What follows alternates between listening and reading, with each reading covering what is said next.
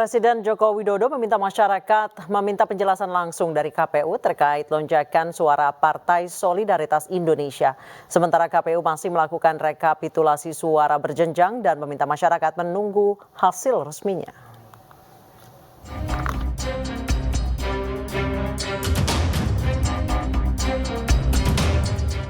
Lonjakan suara Partai Solidaritas Indonesia masih menjadi misteri. Berbagai pihak menilai suara PSI yang melesat signifikan dalam waktu singkat mengandung anomali. Hingga Senin siang, dari data real count KPU, PSI merengkuh 3,13% suara sah nasional. Presiden Joko Widodo merespons lonjakan suara PSI di pemilu 2024. Jokowi meminta masyarakat menerima penjelasan langsung dari Komisi Pemilihan Umum. Itu urusan partai. Tanyakan ke partai, tanyakan ke KPU. Sementara itu, KPU meminta masyarakat menunggu hasil rekapitulasi suara resmi di KPU.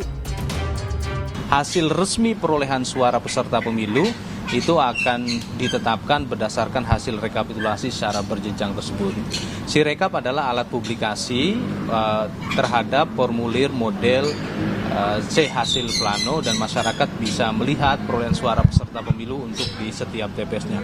Berkenaan dengan jumlah perolehan suara, ya, lalu dikaitkan dengan quick count, itu tentunya belum bisa kami komentari karena memang quick count sendiri itu menggunakan metodologi ilmiah dan pelaksanaan quick count oleh lembaga survei itu tentunya juga diawasi oleh asosiasi dari lembaga tersebut.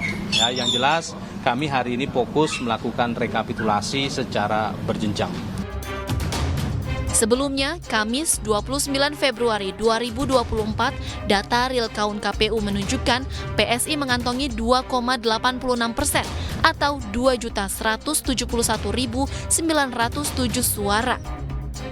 Kemudian Sabtu 2 Maret 2024, PSI berada di angka 3,13% atau 2.402.268 suara.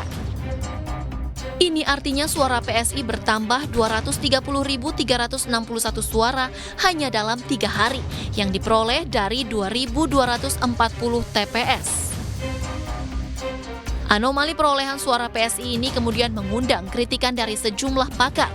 Perolehan suara PSI di real count KPU bahkan lebih besar dari hasil hitung cepat sejumlah lembaga survei. Politisi PSI Sheryl Tanzil menegaskan pihaknya tidak pernah melakukan jual beli suara. PSI juga akan menempuh jalur hukum untuk menggugat pihak-pihak yang dianggap telah memfitnah PSI. Tim Liputan iNews melaporkan.